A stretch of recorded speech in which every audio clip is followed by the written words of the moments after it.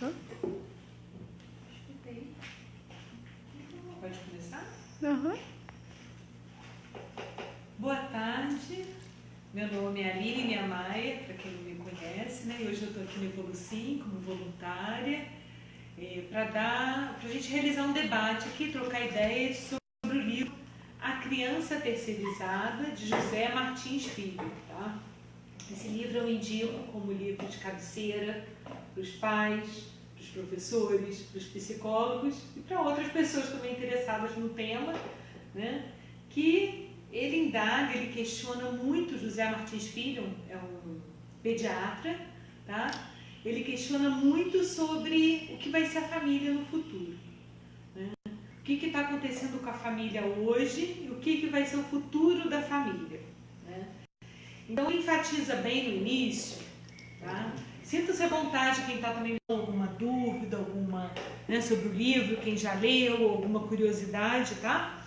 Ele indaga muito o seguinte, que ele vai culpar a família, né, os pais, mas ele percebe que existe de uma forma geral, está ocorrendo na sociedade, né, no mundo em geral, uma falta de atenção, né, uma falta de cuidado com as crianças, com os filhos, né? Então ele até coloca assim, que ele não deseja culpar, mas é uma criança terceirizada, principalmente porque o que ocorre? A mulher, né, a mãe hoje de família, em geral, ela participa do mercado de trabalho, né? Ótimo, a mulher hoje, né, tem uma postura mais ativa, né, com relação a isso, mas vem um outro problema. A mulher que participa do mercado de trabalho e ao mesmo tempo ela é mãe, né? Como ela vai combinar, conectar essas duas funções de ser mãe, ao mesmo tempo ser uma profissional de trabalho e dar atenção ao filho. Então, ele é de um posicionamento que ele fala que para muitos pode ser ultrapassado, né? Eu lembro que o professor Valdo Vieira também comentava, tinha o mesmo posicionamento que o dele. Eu também, apesar de não ser mãe, tá? Mas pelo que eu observo, como psicóloga, como professora, né? Eu acho muito interessante o que ele dá no livro. Ele fala assim, estão terceirizando as famílias, né? Que isso, com as mães, né, os pais, muito focados no profissional, sobra menos tempo, o problema é tempo. Então as crianças ficam o quê? Com babás, com cuidadores, com outras pessoas que não são os pais. E ele fala assim, é diferente, claro que às vezes assim, a babá vai substituir, o filho vai enxergar na babá a mãe, né? Uma figura maternal. Mas ele diz que existem pesquisas, isso é muito diferente da mãe ter o cuidado com o filho, o cuidado afetuoso, né? Essa troca de afeto, que é muito séria, muito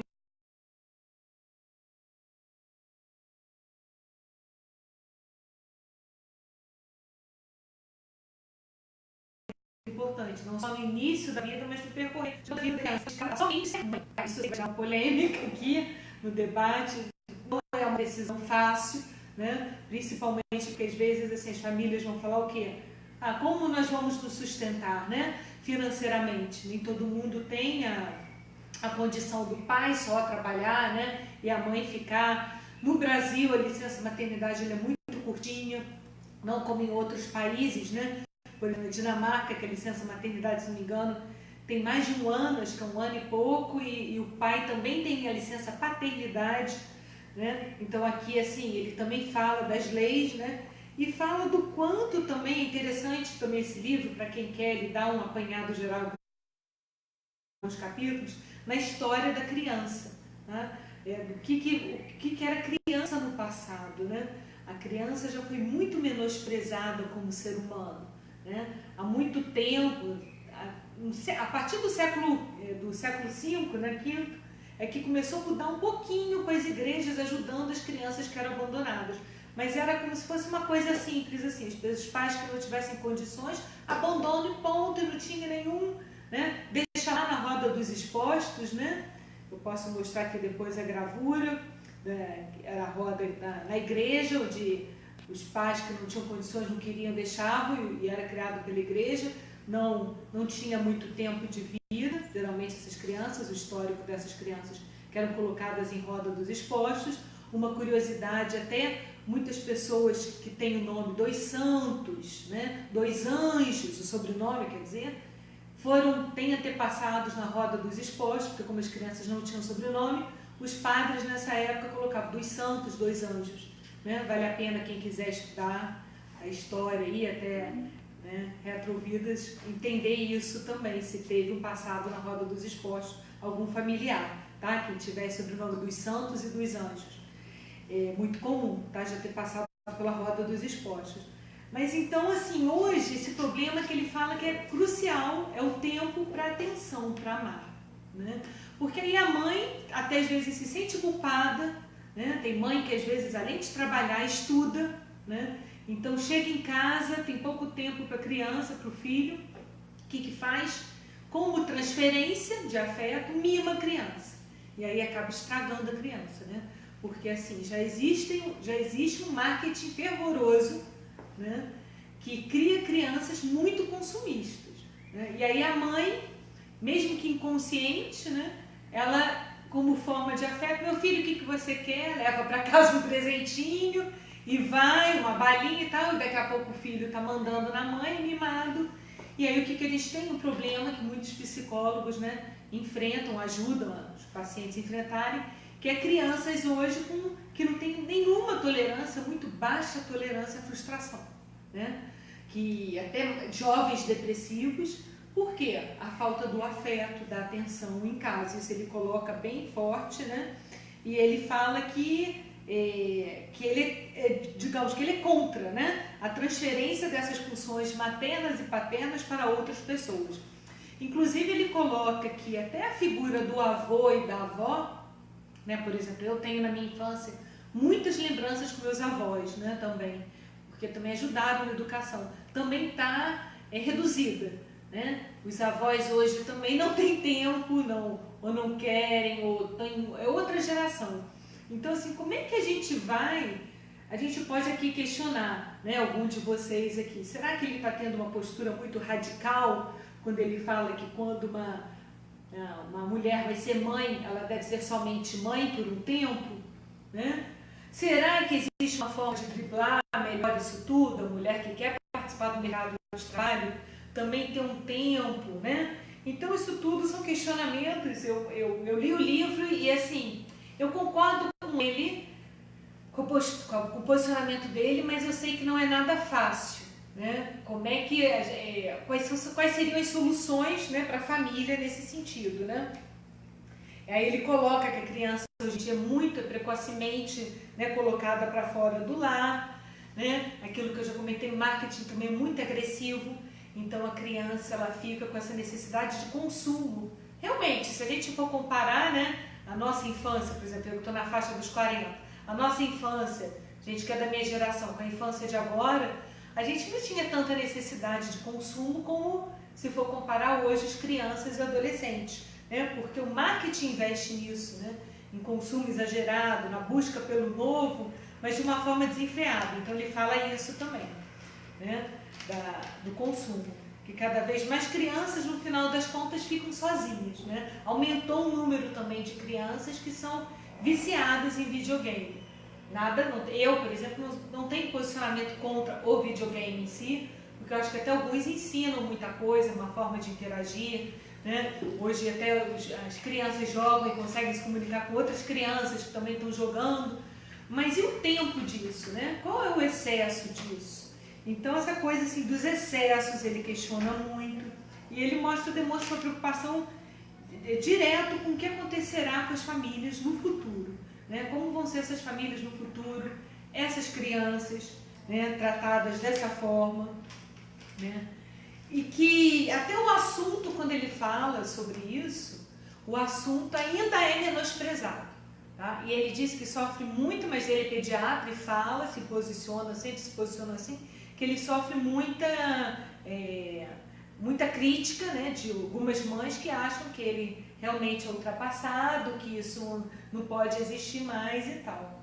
Então, fica esse questionamento, né? E para juntar, colocar uma polêmica maior, tá? Para vocês pensarem assim, e agora vamos colocar o paradigma multidimensional, né? a responsabilidade das mães e dos pais, né? Eu aproveitei, como não podia deixar, de pegar umas pensatas, tá, do léxico do professor Valdo, né? E fui em educação, pais, maternagem. E aí eu tenho uma bem clara que fala o seguinte: na maternagem, eu vou com as mais difíceis para depois amolecer, tá? Primeiro eu vou dar o puxão de orelha. Na maternagem é comum a consciência, ex-algoz, dar à luz a ex-vítima. É comum, não que seja sempre isso, tá?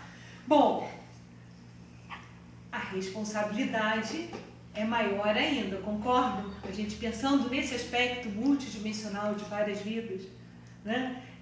Aí ele colocou o foco na maternagem seriexológica, né? Porque aí a mãe está sendo mãe, não só pelo fato de querer ser mãe, mas ela está cumprindo para dever extrafísico, né? Um dever na sua ficha evolutiva, né? De ajustar, né? Uma pensata aqui, chegou gente, agora eu vou repetir, na maternagem é comum a consciência, ex-algoz, dar à luz a ex-vítima, tá? Isso não é para as mães se sentirem culpadas, nem para saírem, né? Mas assim, faz parte do processo evolutivo, é comum, não que todo caso seja esse. Mas pensando nessa linha, né? Quer dizer, a mãe, dentro do paradigma consciencial, ela tem uma responsabilidade ainda maior, concordo? Porque aí a gente vai ter uma visão maior, mais do que criança, né? É uma consciência que está ali. E quais são os vínculos, né? Os paravínculos que a mãe, o pai tiveram e têm com essa consciência, né? Então, assim, não é isso? Muitos vínculos. Então, aí outra, para a gente também aprofundar nessa situação da família, do papel da família, né? Da mãe, do pai, como é importante. Aí ele já coloca essa função, né? A maternagem se insere entre as maiores forças do ser humano. Olha que sério, a maternagem se insere entre as maiores forças do ser humano. Gente, eu não tenho autoridade para falar isso nessa vida, mas eu acho que nas outras eu já fui muito mãe, tá? Desculpem, eu não sou mãe nessa vida, mas eu sou tia de muitos sobrinhos e eu já troquei muita fralda. Eu sei que não é fácil o trabalho, não sou a melhor pessoa para falar, mas pelo que eu observei, pelo que eu já ajudei, né? Irmãs, primas, tudo isso. Tá? Eu ajudava desde cedo, com 13 anos. Não é fácil, é exercício de paciência, tudo isso. De compreensão, de carinho, né? Então, assim, até que ponto a pessoa tem que parar e pensar, eu quero ser mãe, mas entender o processo que é ser mãe, né? Não é só curtir a barriga, legal, porque eu já escutei muita gente falar, quando eu decidi por não ser mãe, assim, como é que vai ser sua velhice, Aline? Você não vai ter com quem... Eu falei, gente, eu não quero ter se eu fosse ter um filho, eu jamais ia querer para ter que me cuidar na velhice, coitado, né? Primeiro que eu quero ser uma velha lúcida, tomara. E segundo, que eu quero dar o menos trabalho possível para as pessoas. Né? Então, assim, existe ainda também, isso ele coloca, que a mulher não precisa ter vergonha de não ser mãe, né? Existe ainda uma imposição social, né? Você precisa ser mãe. Seja mãe, mas seja mãe entendendo o que é o processo de ser mãe, né? Querendo realmente ser mãe. Então, como muita mãe, agora também não vou falar muito, né? Como algumas mães, né? Indefinido, não sei, estatisticamente, como algumas mães descobrem esse processo ao ser mãe, algumas se arrependem, né? Então terceirizam seus filhos. Toma, vai ficar. Eu conheci uma, não vou falar o nome, no Rio, que era a avó que criava todo, né? E a própria avó desabafava comigo. Na época eu já tinha jeito para ser psicóloga. Aline, a mãe não fica, né? Então, assim, tem mãe que nem amamentar tem paciência, né? Que é um ato que é necessário para a saúde física da criança e tal. E a gente, né, dentro do paradigma consciencial, ainda aprofunda isso, porque aí já é uma vivência interassistencial muito maior, né? Aí faz questionar quem essa consciência foi para mim, né? Tem nessa pensata que geralmente acontece isso, mas pode não ser. Ela é intermissivista. Eu como mãe, se eu noto até que ela não é intermissivista desde cedo, eu vou ter menos carinho por ela? Claro que não, né? E se eu tiver um filho congel, e daí? Só a intermissivista vai ter valor para mim? Então, assim, todos esses questionamentos são mais profundos quando a gente leva para o paradigma consciencial. Outra coisa, assim, muito séria que eu li numa pensata de educação. Isso é sério, a gente vai aprendendo. Eu estou falando, né? Não exija do seu filho, compreenda. Gente, quando eu li isso, eu disse, mãe, não é fácil, né? Educar não é fácil. Não exija, compreenda. Agora, às vezes eu acho que a mãe vai errar, é natural, vai acertar, mas qual a diferença, né, entre você exigir e compreender na prática? Né? Porque às vezes falar é bonito, não exige ou compreender. A gente sabe que na prática tudo é muito mais difícil. Né? Outra coisa, a necessidade de paciência máxima. Máxima. O Sr. Valdo usou a palavra máxima. Às vezes eu questiono assim, será que eu tenho paciência máxima com meus alunos? Com os meus pacientes? Né? Paciência máxima nas repetições construtivas. Então, porque é um processo de construção diário, né? Você ser mãe, você ser pai. Né? E essa falta de tempo que ele fala, ele fica extremamente preocupado com as famílias do futuro. Tempo para amar, para fazer carinho da presença do amor fraterno, materno, né, e paterno. E ele, na verdade, acho que falta uma crítica a esse livro, é um pouco, aí ele fala da história, das crianças, do menosprezo, né? Crianças com 7 anos de idade antes do século V trabalhavam, já se tornavam adultas, né? Ele até fala, ele comenta, usa o termo, adestradas, né? Entre aspas, porque realmente eram tratadas, tinha criança, a história demonstra que criança não ia até há muito tempo atrás não podia ficar na mesa com os adultos comendo, almoçando, elas ficavam embaixo como se fossem cães, cachorros, comendo no chão. Né? Então, assim, a igreja começou a ajudar nisso num tempo, quando ela começou a colocar instituições, né, de caridade e educação dentro, né? Mas, assim, a história também demonstra, ele fala que infanticídio era algo, além de abandonar a criança, também outro fator, né? Infanticídio era natural. Não estou afim, vou matar a criança, pronto, era uma forma de resolver o problema, não quero ser mãe e pai, né? Imagina, né? Então o menosprezo social, ele era completamente aceito numa época bem atrás, né? Ainda bem que isso tudo mudou, mas até que ponto a gente não tem resquícios disso, né? Na sociedade e tal. Se a gente for parar para pensar, o Estatuto da Criança e do Adolescente, né? A origem dele foi em 1988. Tem o quê? 30 anos. Né? Eu sou mais velha que o Estatuto da Criança e Adolescente. Né? Então, assim, tem muito pouco tempo. Né? 30 anos que foi, né? Que alguém se preocupou legalmente em fazer um estatuto, criar regras. Né? Uma coisa que ele fala, que a Evolucinha adota, e cada vez mais ele está adotando também, é levar as brincadeiras das crianças, dos seus filhos a sério. Né?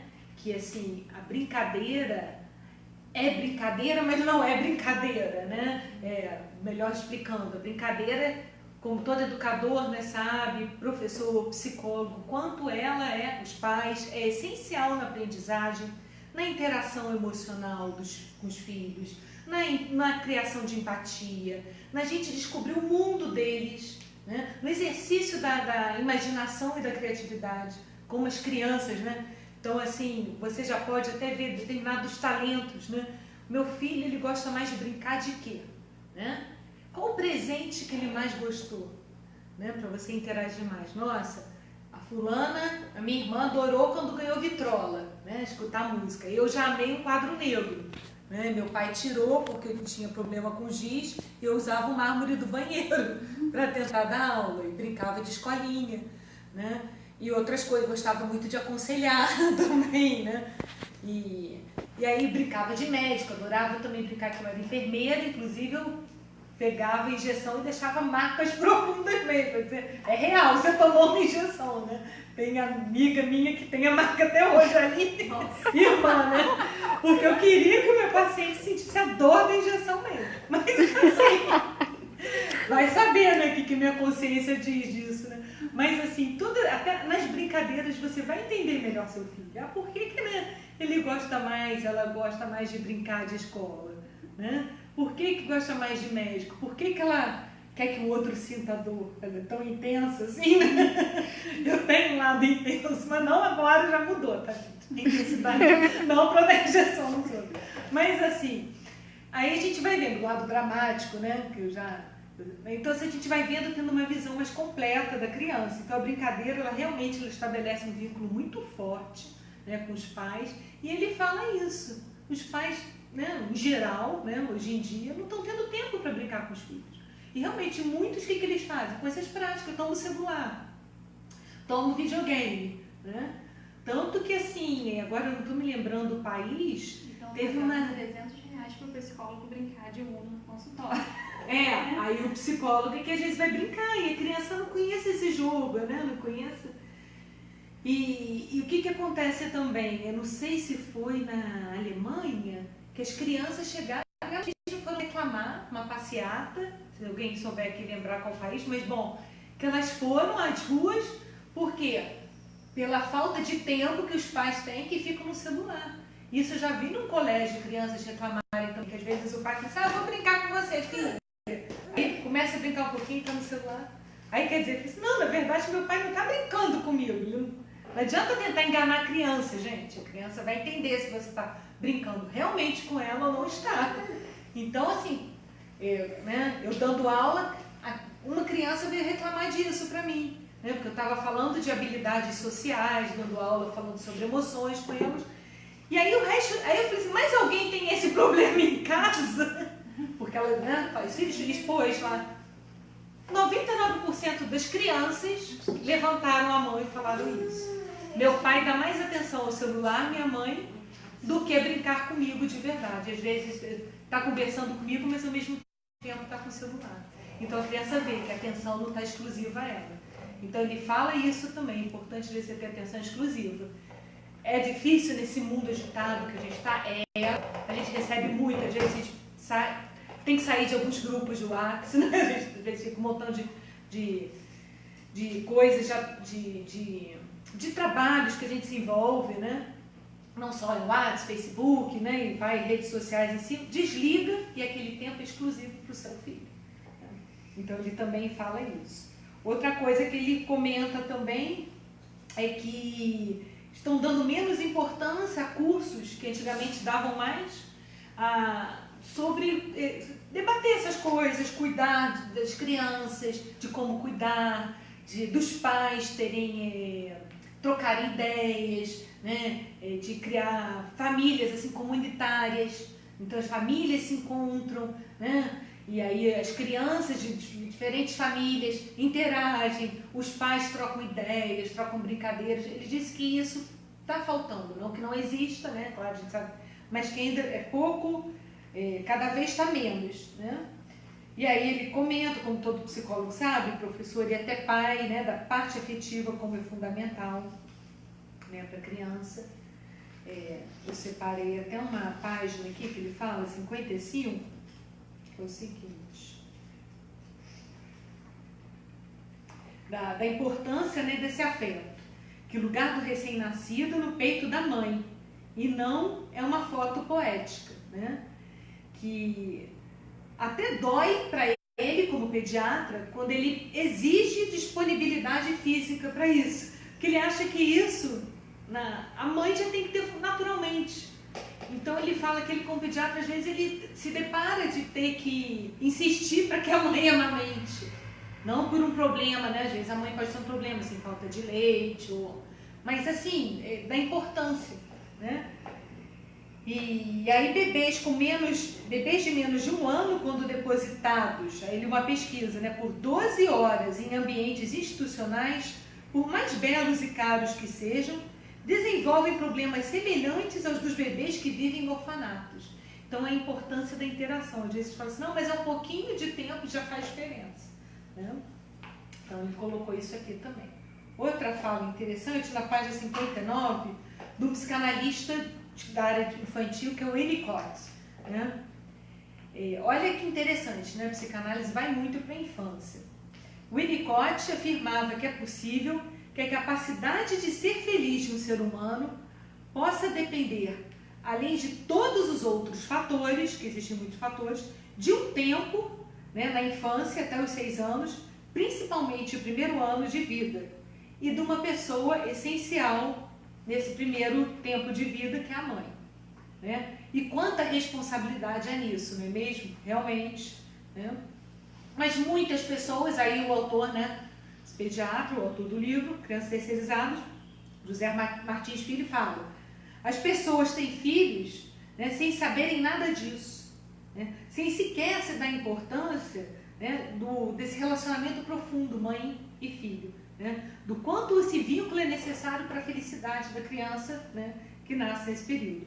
Acham que para uma criança é suficiente, já estou dando fralda e comida. E tem mesmo, né? E tem mesmo isso, infelizmente. E o mais necessário, achei essa parte muito bacana, página 59, o mais necessário e nobre alimento é o afeto, acompanhado de carinho e paz. Então, fralda é secundário, comida é secundário. Claro, é importante, né? Mas é o que ele coloca, o mais necessário, menos falado, né? O afeto. Então, aí ele fala do problema de crianças, que às vezes falam, não, você colocar a criança precocemente em creche, vai desenvolver o lado social, para ele é contra isso, né? Ele diz que, principalmente naquelas pessoas que se preocupam muito mais com aspectos físicos do que com os emocionais. Né? Ele diz que quando a mãe pensa assim, está faltando pensar no lado emocional do filho. Tá? E coloca que esta, forte, né, é a geração mais abandonada de todos os tempos. Isso me chocou por quê? Porque ele coloca esse capítulo depois do capítulo que já tinha me chocado da história da criança, né? Da humanidade, todos os menosprezos, maus tratos que a criança sofre, violência, tudo isso, que ainda existe também, né? Mas que ainda era pior. E eu parei e pensei, nossa, quanto na trajetória de vida histórica da criança, o quanto ela foi abandonada, né? Abandonada e menosprezada. Eu não tinha noção com profundidade disso. E quando ele fala que essa geração é que está mais abandonada, um cara que já estudou infância, isso para mim me chocou muito. Assim, eu fico até com os olhos chegados, pensei, nossa, então será que a gente está pior que naquela época que as crianças eram menosprezadas? Né? Que com 7 anos já eram adestradas para trabalhar, adestradas, né? Entre aspas, ele usou isso, mas para chocar mesmo, né? Treinadas para trabalhar, que já eram maltratadas, que, né? Quando tinham estudo, olha lá, foram ter, né? Bem mais tarde e tal, podia ter um infanticídio naturalmente, todas essas realidades bem chocantes, e ele falar que essa é a geração mais abandonada. Isso me chocou, isso vem de encontro também com, né, estudos da psicologia, que a depressão tem aumentado em crianças, tem aumentado nos jovens, outros transtornos têm aumentado, de ansiedade, de pânico, né? Também outra situação que a gente sabe, não é fácil lidar, a criança começa a ficar muito transtornada com isso, é muito causa de problemas emocionais na criança, é a separação, né, dos pais, e que está muito mais, o percentual muito maior do que o casamento, né? A separação é maior do que quer dizer, então a desunião é maior do que a união. Claro, às vezes não vai ter jeito, tentou, né? Mas foi a melhor solução a separação, mas são poucas separações que são amigáveis. Né? Esse é o problema. Então, muitas vezes o filho, isso tem crescido muito, é fruto, é instrumento, melhor dizendo, de alienação parental, né? De chacota o pai falando com a criança mal da mãe e vice-versa, né? Ou os dois. E como é que fica a cabeça dessa criança? Cadê o respeito, né, por essa criança também? Então, assim, eu penso que também ele colocou essa frase com relação a esses problemas das famílias desestruturadas, do termo que ele usou, a criança terceirizada, né? Então, assim, é de muita responsabilidade a pessoa parar e falar assim, tá, eu quero ser mãe. O que é ser mãe? Vai estudar, troca informação, né, com quem já é mãe, acompanha, né, se se tem uma insegurança, quero ou não quero, decide com lucidez. Né? E até porque a gente envolve, né, falando do paradigma consciencial, mais do que a criança em si, é uma consciência que está aí. Né? Eu separei esses pontos que eu achei mais importantes, né? É um livro rápido de ler, tá? Dá para ler, eu li numa tarde, né? Dá para ler numa tarde, tá? Ele indica também uma coisa muito interessante, tem a ver também com o Evolucim, tá? Escola de paz, tá?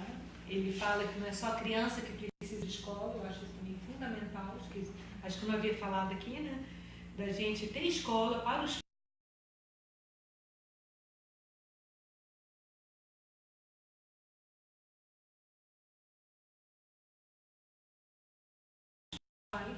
educar não é fácil, a gente não tem, mas é ético, né? A pessoa vai ser mãe, a gente vai estar para aceitar. Né? Agora, não seja mãe sabendo que é um erro essa escolha. Né? Então, é melhor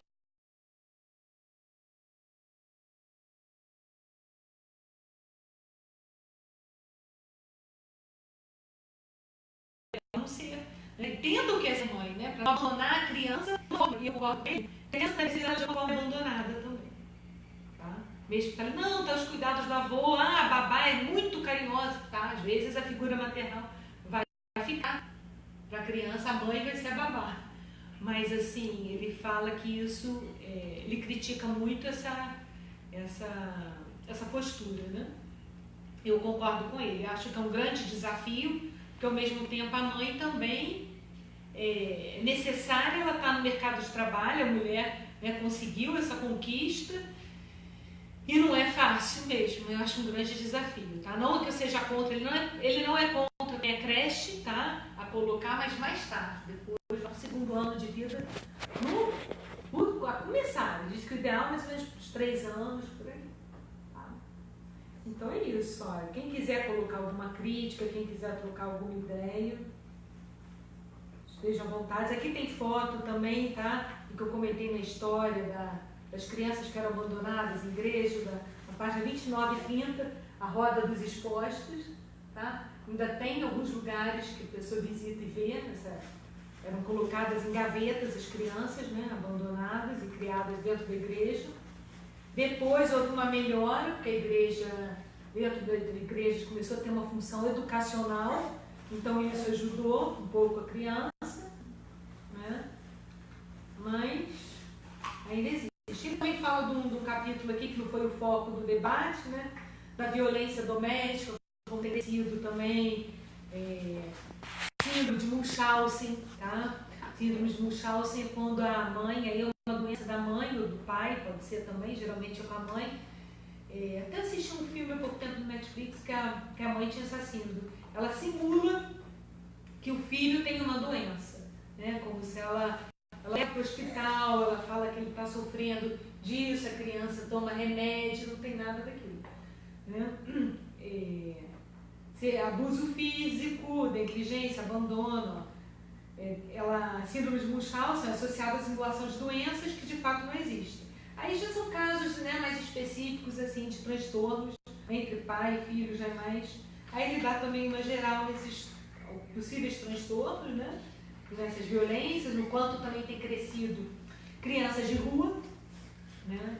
Abandonadas, o trabalho infantil também é uma problemática, como eu falo sobre isso, né? E do estresse que a criança tem com a vida na rua. Muitas crianças, a gente sabe, se tornam depois traficantes, né? Tudo mais, porque vivem na rua, falta afeto, falta, passa fome, muitos problemas, né? Acho que isso. Uma das soluções que eu achei boa, achei que ele critica mais do que coloca soluções, mas uma delas foi a da escola para a paz. Eu acho que isso, assim, realmente precisa, até para os pais que estão bem decididos, porque educar não é uma tarefa, que a gente sabe que não é fácil. Tá? Mas, mais alguma crítica, sugestão? Alguém já leu esse livro aqui? Aline, você pode só virar para a gente filmar melhor? Tá. Aqui. Ó, o livro aqui é fininho, tá? Eu gostei, assim, ele é prático, fácil, a leitura fácil. São quantas páginas? Peraí, não chega a 100, não chega a 100. 104 páginas, tá? Dá para ler numa tarde, tranquilo, assim. E eu acho interessante, eu indico, tá? Mas como ele falou também, não sintam-se mães culpadas se tiver uma babá, mas alertar, procura olhar melhor para o seu filho, perceber as necessidades, o tempo exclusivo para ele, né? Porque com essa era de tecnologia, de muita fartura, de muito mimo para a criança, de muito consumo, então conseguir dar uma freada nisso, né? E ele disse que ele escreveu esse livro também como seria um desafio, porque tudo que ele falava para os pacientes dele, como pediatra, ele queria deixar como legado isso, porque para algumas eu falava e entrava para o nariz, no ouvido e saia por outro. Ui, para cair meu ouvido. E ele não surtia efeito, né? E ele pensa que com o livro, de repente, possa ajudar mais. Né? Então ele quis colocar essa experiência como pediatra. E ele também colocou uma coisa importante, né? É que ele via a diferença também. Mas mães que dão no emocional da criança, do filho, que a mãe dá atenção. Que é aquela mãe que está dando atenção. Ele disse, eu via diferença nítida do que aquela que é criança terceirizada. Né? Então, quer dizer, um pediatra de muito tempo de trabalho, né? E muito tempo de observação, de experiência. Então, não é uma coisa só porque, eu acho melhor. Ele foi lá, estudou, pesquisou, né? Teve vivência, observando mães, crianças. E é isso, tá? Não sei se eu posso acrescentar mais alguma coisa, mas eu acho que deu em linhas gerais, né?